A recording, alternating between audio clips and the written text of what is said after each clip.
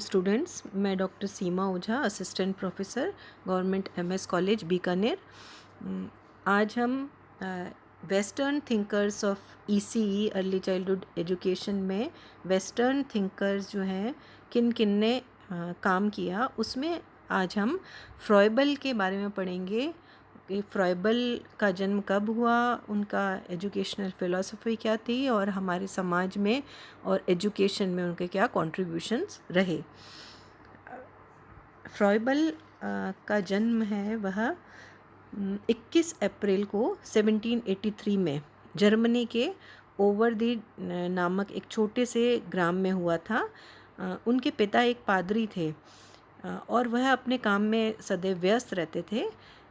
इससे से ज़्यादा समय फ्रॉयबल है वो गांव में इधर उधर घूमते थे, एक्सप्लोर करते थे और जिज्ञासु प्रवृत्ति होने के कारण वो इधर उधर घूमकर नई नई चीज़ों को सीखते थे और प्रेरणा लेते थे।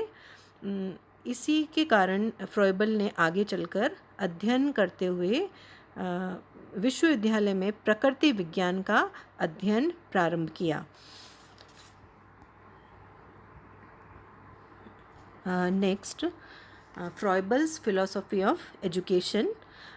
सबसे पहला जो दर्शन दिया उनमें शिक्षा का अर्थ इन्होंने समझाने की कोशिश की। फ्रॉयबल के अनुसार शिक्षा को विकास की प्रक्रिया मानते थे। वह विकास जो बाहर से भीतर की ओर होता है, अर्थात इसमें बालक की अंतः शक्तियों की बाह्य अभिव्यक्ति होती है तथा शिक्षा के दो पहलू इन्होंने बताए, व्यक्तिगत तथा सामाजिक। इनके अनुसार मनुष्य को अपने स्वभाव एवं लक्ष्य के अनुसार अपने तथा अपने पड़ोसियों के साथ तथा अपने परिवार के साथ सुख शांति एवं सामंजस्य के साथ रहना चाहिए। उनके अनुसार शिक्षा विकास की प्रक्रिया है जो अंदर से तय होती है, निश्चित होती है, मतलब इंटरनली डिसाइडेड है वो कि किस समय उसको शिक्षा की आवश्यकता है, कितनी अभी उसकी कैपेसिटी है वो इंटरनली डेवलप हुई है, उसके अनुसार उसको शिक्षित किया जाए। शिक्षा बालक की अंतर्निहित अव्यापकता को बाहर प्रकट करती है। वह उनसे भीतर की जो है कैपेसिटी, उसके अनुसार उसको विकास करने की कोशिश करती है। नेक्स्ट उन्होंने दिया था फिलॉसफी में एम्स ऑफ एजुकेशन की, जो शिक्षा दी जाती है उनके क्या उद्देश्य हैं।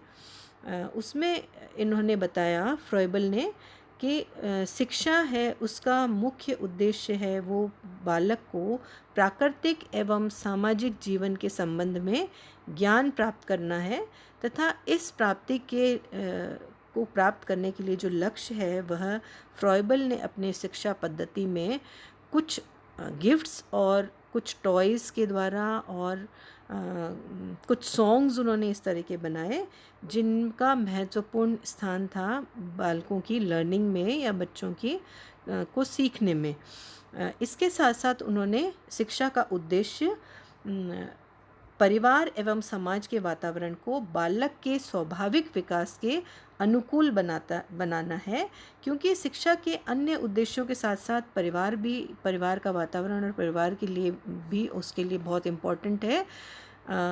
तथा फ्रॉयबल के अनुसार बालकों की शिक्षा का उद्देश्य बालकों की विभिन्नता में एकता का ज्ञान कराना है।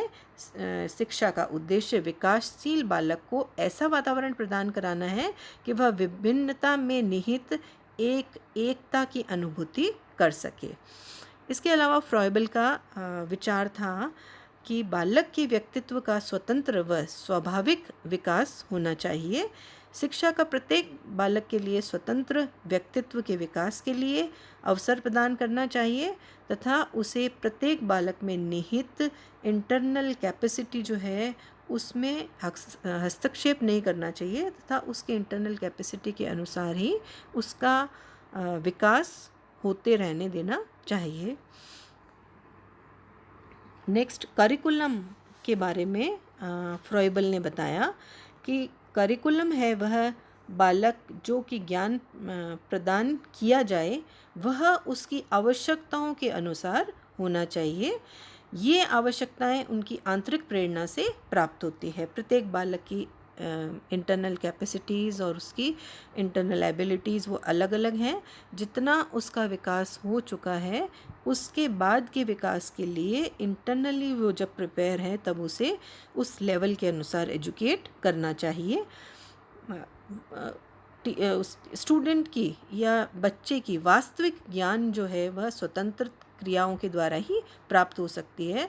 अतः करिकुलम में बच्चे को फ्री छोड़ना और प्ले वे मेथड के थ्रू उसको एजुकेट करना भी इन्होंने एम्फेसाइज किया। प्रत्येक अवस्था की आवश्यकताएं पृथक पृथक होती हैं, मतलब हर एक एज के बालक की नीड्स हैं, आवश्यकताएं हैं, या क्या वो सीखना चाह रहा है, कितना वो सीख सकता है, वह हर एक अवस्था की आवश्यकता है वो अलग अलग होती हैं।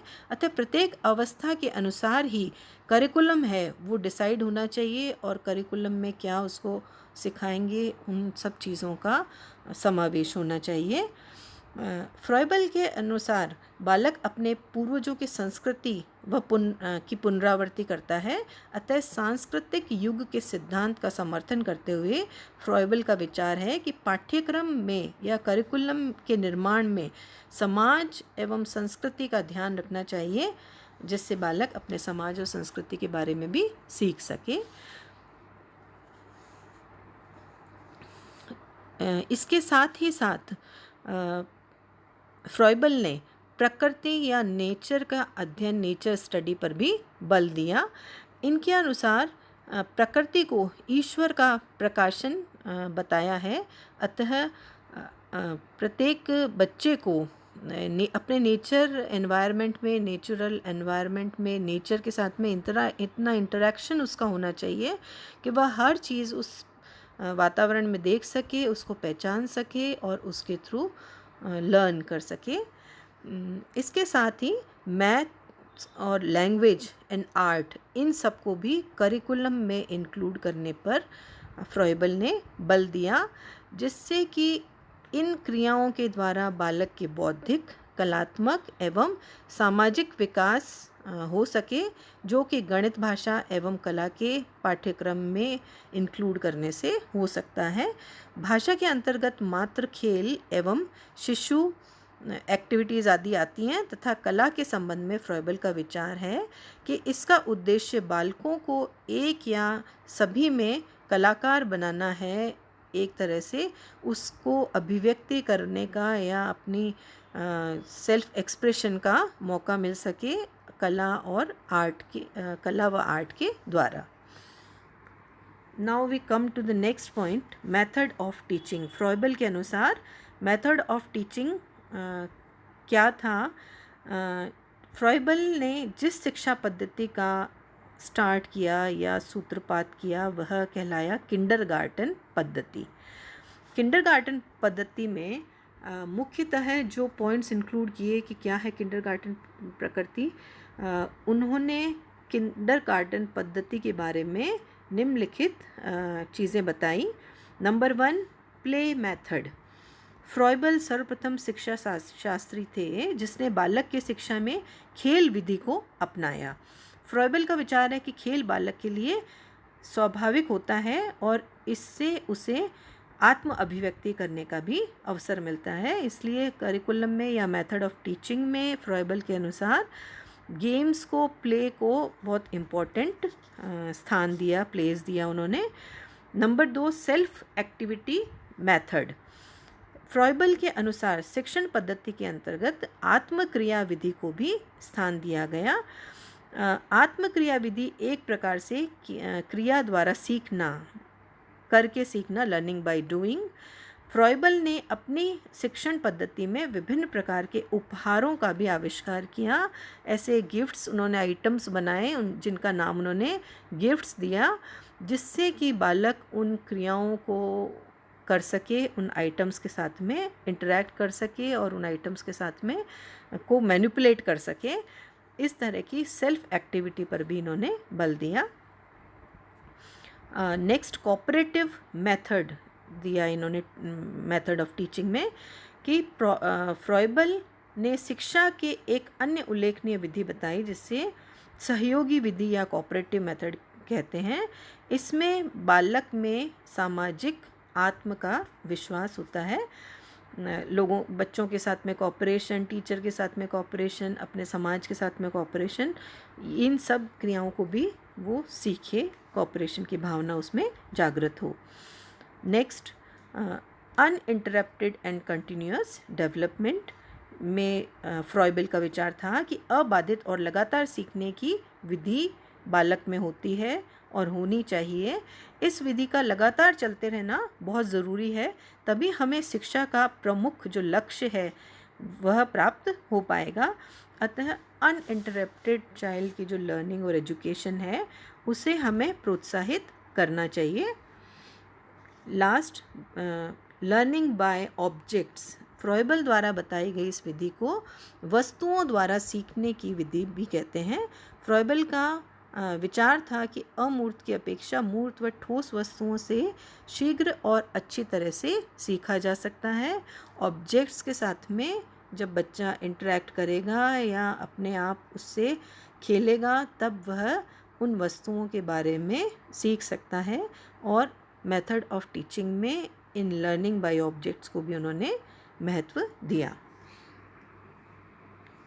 नेक्स्ट जो उनका एम्फेसिस था वह टीचर और स्टूडेंट पर था कि टीचर और स्टूडेंट का जो रिलेशनशिप है वो बहुत अच्छा होना चाहिए, ट्रस्ट होना चाहिए और फेथ होना चाहिए बच्चे को, और टीचर को उसको हर जो आइटम है या जो प्ले है उसमें उसको एज ए मार्ग प्रदर्शक कार्य करना चाहिए, जिससे कि वह बच्चा उस एक्टिविटी को अच्छे से कर सके।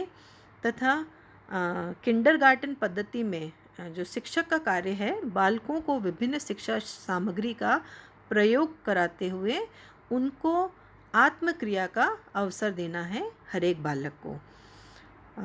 नेक्स्ट, विद्यालय या स्कूल जो है उसके बारे में उन्होंने कहा कि स्कूल है वह इस तरह का होना चाहिए जिसमें वातावरण के पास बच्चा ज़्यादा से ज़्यादा रहे और अपने वातावरण से बहुत कुछ सीखने की वो कोशिश करे।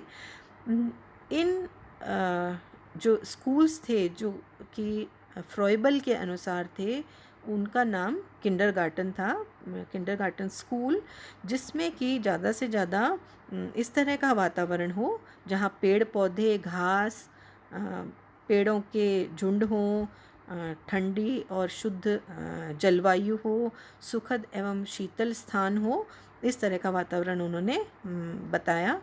फ्रॉइबल के विद्यालय संबंधी धारणा का किंडरगार्टन संबंधी इस विचार से और स्पष्ट हो जाता है कि किंडरगार्टन छोटे बच्चों के लिए एक स्कूल है जिसमें बच्चों को उचित प्रकार से चटाई बिछाने, चटाई बुनने, मिट्टी की मूर्तियाँ बनाने, सांकेतिक खेलों को खेलने एवं क्रियात्मक गानों को उचित ढंग से तथा क्रम से सिखाया जाता है।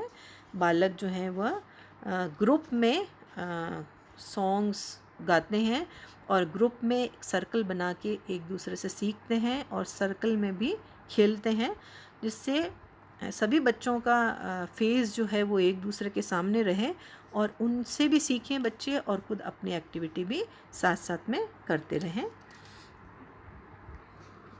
Now we come to the next point, contribution of Froebel's theory या फ्रॉइबल का योगदान एवं प्रभाव ECE में या अर्ली चाइल्डहुड एजुकेशन में। फ्रॉइबल का मुख्य जो प्रभाव था वो आधुनिक शिक्षण सिद्धांतों का प्रतिपादन करना था।